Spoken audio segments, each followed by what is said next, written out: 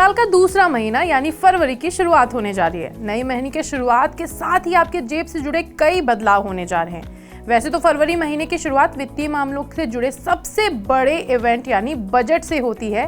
Budget में पैसे से जुड़े कई अपडेट्स और बदलाव होते हैं जिनका डायरेक्ट या इनडायरेक्ट असर हमारी जेब पर पड़ता है। बजट के अलावा फरवरी में NPS, IMPS, home loan, fix deposit के अलावा टोल टैक्स से जुड़े नियमों में भी बदलाव हो रहा है।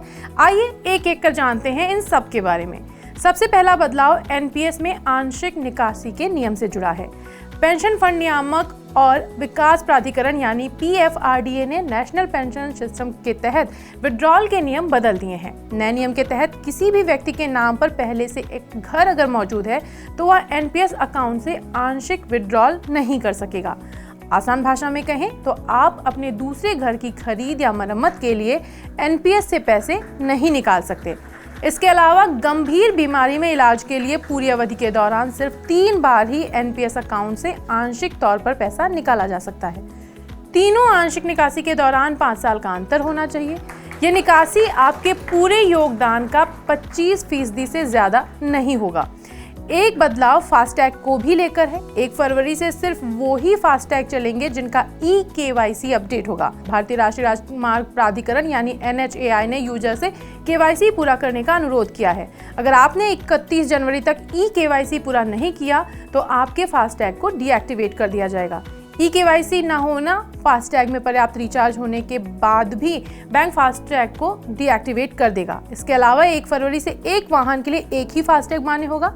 सरकार सिर्फ सबसे नए फास्टैग को मान्यता देगी, पुराने सभी फास्टैग निरस्त माने जाएंगे।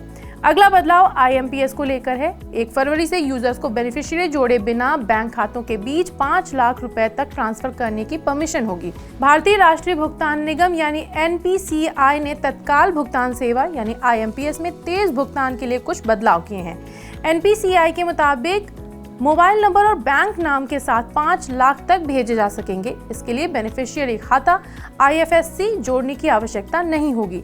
इसके अलावा 1 फरवरी से कुछ डेडलाइन भी खत्म हो रही हैं। इसमें अहम है SBI home loan campaign offer. State bank of India यानी एसबीआई के कस्टमर्स 31 जनवरी तक ही वास्तविक कार्ड दर से 65 बेसिस पॉइंट्स कम पर होम लोन का लाभ ले सकते हैं। ये स्कीम जनवरी में खत्म हो रही है।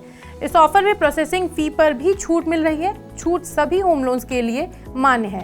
इसमें फ्लेक्सी पे, एनआरआई, गैस सैलरी प्रिविलेज और अपॉन घर भी शामिल हैं। इसके अलावा पंजाब एंड सिंध बैंक की खास एफडी की डेडलाइन भी खत्म हो रही है।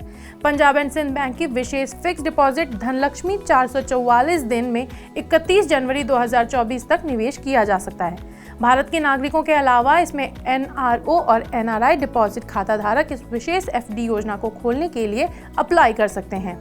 इस एफडी में 444 दिन के लिए निवेश किया जा सकता है। इस एफडी पर 8.05% तक का ब्याज मिलता है।